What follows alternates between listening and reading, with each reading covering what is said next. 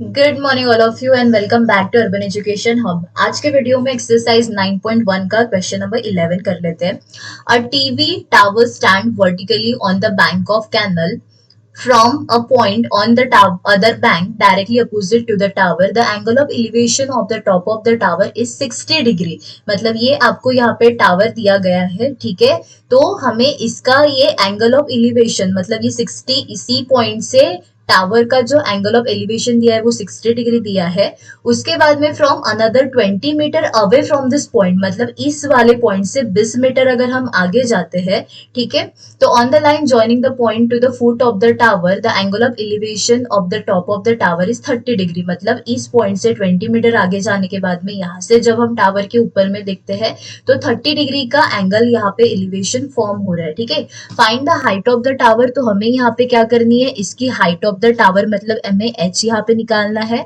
और हमें tower and the width of the canal मतलब ये जो कैनल है इसकी क्या निकालनी है, विड्थ निकालनी, मतलब ये डिस्टेंस हमें क्या करना है, फाइंड आउट करना है। मतलब यहाँ पे सबसे पहले हम डायग्राम को प्रॉपर तरीके से एक्सप्लेन, मतलब अगर हमें पता चलता है कि हम क्या करना है तो इजी हो जाता है हमें वैल्यूज निकालने के लिए, ठीक है। तो यहाँ पे हमने जो भी लिखा है उसको हम यहाँ पे लिख देते हैं, डायग्राम को रिप्रेजेंट यहाँ पे करते हैं। तो ये क्या हो जाता है, हमने जो हाइट ली है ए बी, ठीक है, तो यहाँ पे क्या हो जाएगा, let A B is the height, और जिसे हमने क्या लिया है, एच लिया है, ठीक है, हाइट एच।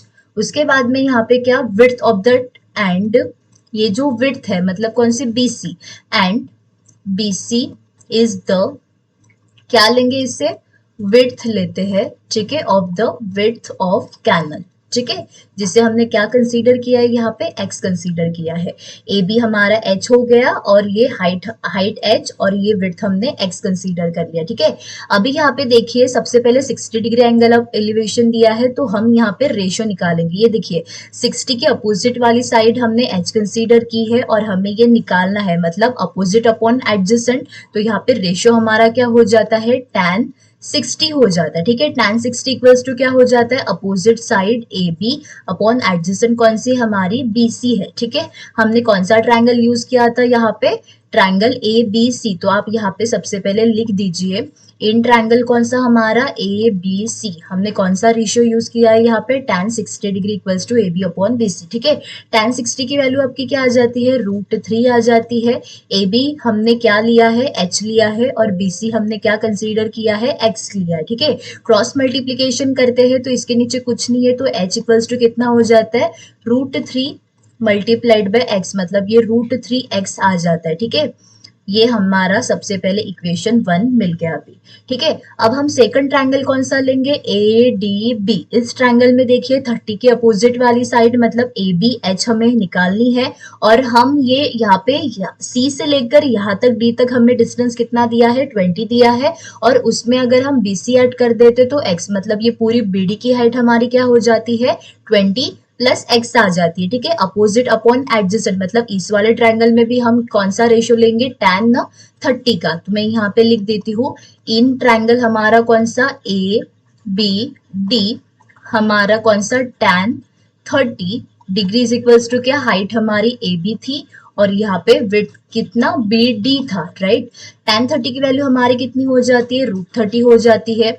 ए बी हमने हाइट क्या कंसीडर की थी, एच की थी, और यहाँ पे हम बी डी को क्या लिख सकते हैं, यहाँ पे B C plus, sorry D C plus B C, मतलब ये कितना हो जाएगा आपका, यहाँ पे मैं लिख देती हूँ, ठीक है। वो कितना था हमारा यहाँ पे, एक्स था और 20 मीटर हाइट मतलब x प्लस 20 आ जाता है, ठीक है। क्रॉस मल्टीप्लीकेशन करेंगे, इसको 1 से मल्टीप्लाई करेंगे तो ये कितना आ जाएगा आपका, x प्लस 20 आ जाता है। और ये √3 मल्टीप्लाइड बाय h की वैल्यू हमारे कितनी थी, यहाँ पे h की वैल्यू थी यहाँ पे √3 मल्टीप्लाइड बाय x, तो मैं यहाँ पे लिख देती हूँ √3 मल्टीप्लाइड बाय x था, ठीक है। अब देखिए यहाँ पे x plus 20 is equals to √3 multiplied by √3, ये नॉर्मल 3 आ जाएगा और ये x आ जाता है, ठीक है। अब ये यहाँ पे प्लस x है, उस साइड में जाने के बाद में क्या हो जाएगा आपका, माइनस हो जाता है। तो ये 20 इक्वल्स टू कितना आ जाता है, 3 माइनस एक्स मतलब ये नॉर्मल 2x आ जाता है। तो x इक्वल्स टू कितना, 20 डिवाइडेड बाई 2 मतलब x की वैल्यू कितनी आ जाती है, यहाँ पे 10 मीटर आ जाती है, ठीक है। मतलब ये जो विड्थ हमारी कैनल की आई वो कितनी आई है, 10 मीटर आई है, ठीक है। और हमने यहाँ पे h की वैल्यू कितनी निकाली थी, √3, मतलब ए बी इक्वल्स टू हमने हाइट ऑफ द टावर है, ठीक है। h इक्वल्स टू कितना था, √3 मल्टीप्लाई में x था, तो ये √3 मल्टीप्लाई में कितना, x की वैल्यू हमारी 10 है, तो ये कितना हो जाएगा आपका 10√3, मतलब ए बी की वैल्यू हमारी कितनी आ गई है, A B equals to √3 metre, ठीक है। मतलब यहाँ पे हम दोनों आंसर कैसे लिख सकते हैं कि ये जो हमारी हाइट है, हाइट ऑफ द टावर, ये कितनी निकली है हमारी 10√3 मीटर, और ये width of the canal, width of the canal ये कितनी निकली है हमारी 10 मीटर, ठीक है।